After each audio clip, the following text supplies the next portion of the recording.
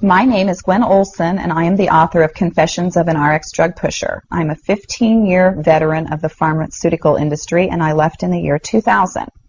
And what I would like to do today is I would like to dispel the myth that the pharmaceutical industry is in the business of health and healing. Because in fact, what the pharmaceutical industry is in the business of doing is disease maintenance and symptoms management. They are not in the business to cure cancer, to cure Alzheimer's, to cure heart disease, because if they were, they would be in the business of putting themselves out of business, and that in fact doesn't make sense. I don't want people thinking that I am a conspiracy theorist, because in fact there is no theory behind what I'm telling you. It's all provable. And what I'm saying is provable is that the pharmaceutical industry doesn't want to cure people. You need to understand, specifically when we're talking about psychiatric drugs in particular, that these are drugs that encourage people to remain customers of the pharmaceutical industry. In fact, you will be told if you're given a drug such as an anxiolytic or an antidepressant or an antipsychotic drug that you may be on the drug for the rest of your life. And very frequently people find that they are on the drugs for a very long period of time, if not permanently, because they're almost impossible to get off of. Some of them can have very serious withdrawal symptoms, and most of them can have extremely serious withdrawal symptoms if they're stopped cold turkey, but some people even experience withdrawal symptoms when they try to titrate or they try to eliminate the drug little by little, day after day. So it's really important to understand the motivation behind all of the current maintenance drugs that are on the market, even, for example, drugs such as cholesterol-lowering drugs. And what we are in fact finding now is that cholesterol drugs are lowering cholesterol excessively and causing other disease states as a consequence.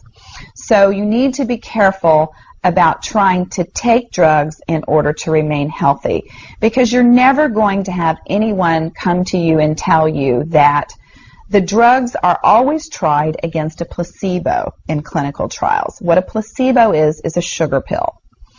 And in fact, many drugs are not found to be much more efficacious than the sugar pill.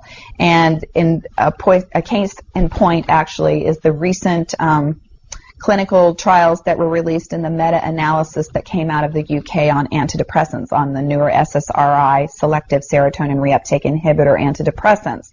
And what was found was the information that activists and other researchers have known for decades, was that antidepressants are no more effective than placebo, no more effective than sugar pills. But yet there are over 44 million people that have been taking these antidepressants, and a large number of them people that have mild to moderate depressive episodes.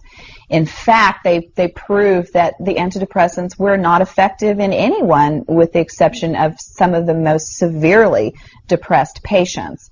And I can tell you from personal experience that there are a number of things that depressed patients can do to improve their mental status aside from drugs that are quite effective and in fact more effective than placebo. Another recent study that was released showed that exercise was in fact more effective than either placebo or the antidepressant drug that they were compared to.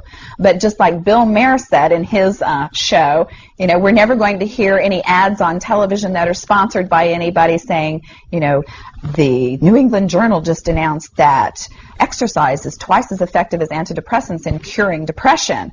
Ask your doctor if getting your butt off the couch is right for you. You know, you're never going to get that kind of good information, fair, balanced information, as long as pharma is funding the major TV stations, the advertising that supports those television stations, the major journals, and all of the advertising that supports the major journals.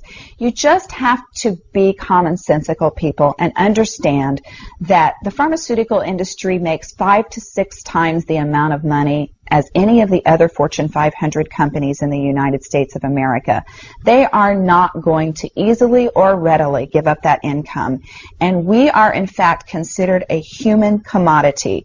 Our loved ones, our children, our elderly are considered cash cows that are preyed upon by pharmaceutical reps such as myself, who are encouraged to go in and build market shares without thinking about the consequences to patients, without knowing the misinformation that they are distributing, without being aware that the clinical data has been contrived, or that the patient populations have been cherry-picked, or that the side effects have been minimized and reported in such a manner that it doesn't present the information correctly.